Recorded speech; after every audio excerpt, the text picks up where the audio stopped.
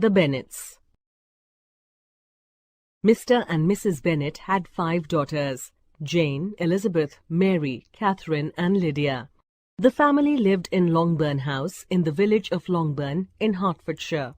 The little town of Meryton was a mile away.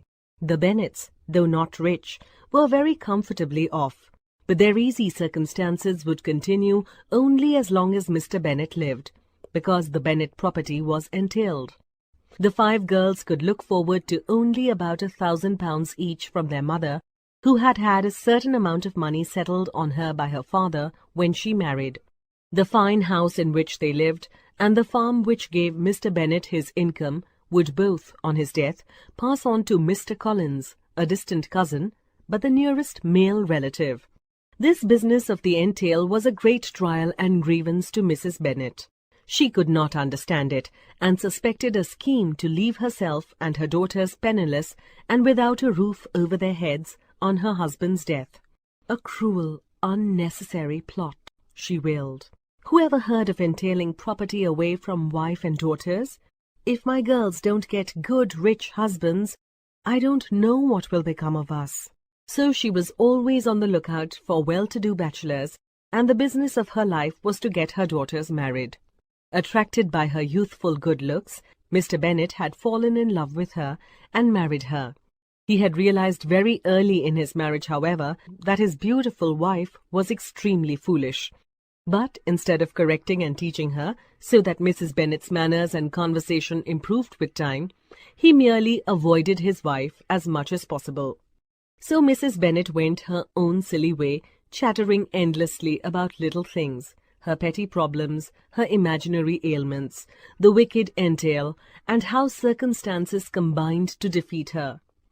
"No one knows what I suffer," she would wail. "Everything is against me." Fortunately, the 2 elder girls, Jane and Elizabeth, had only their mother's beauty. They were both intelligent, sensible, and well-mannered. Mary, the 3rd daughter, was a plain-looking, conceited girl with a very high opinion of her own cleverness. Catherine, usually called Kitty, and Lydia were pretty but ill-mannered and pleasure-loving. They talked only of clothes, dancing, and young men. "I wish Papa would control the girls," said Elizabeth to Jane. Mr. Bennet, however, was too lazy or too indifferent, or both, to bother. Distant and mocking, he devoted himself to his farm and his books, and the behavior of their 3 younger sisters continued to be an embarrassment to Jane and Elizabeth. The 2 elder girls had an additional embarrassment in their father's attitude to their mother and their sisters. The remarks he addressed to them in company not only showed he was aware of their foolishness, but drew attention to what might otherwise have passed unnoticed. At home, he treated his wife as a source of amusement. He teased her, but she did not understand his teasing. She revealed her mean, vulgar mind in the stupid remarks she made. "How can Papa bear to make such cruel fun of Mamma?" wondered Elizabeth. "He really enjoys prompting her silly answers. What happened to the love he had for her when they married?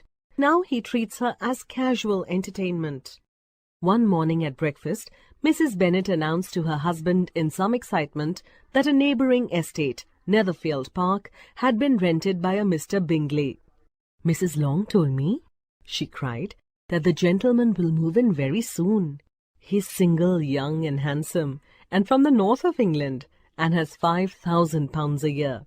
What a good thing for our girls, Mr. Bennet. You must call on him as soon as possible."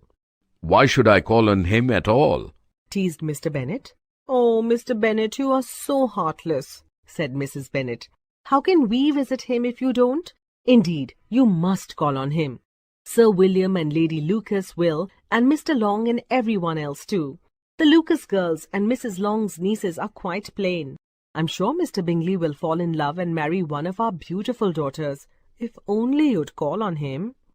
She continued to beg and plead every following day, pointing out that with the entail over their heads and 5 girls to be married off, Mr. Bennet could not afford to neglect to call on any eligible bachelor.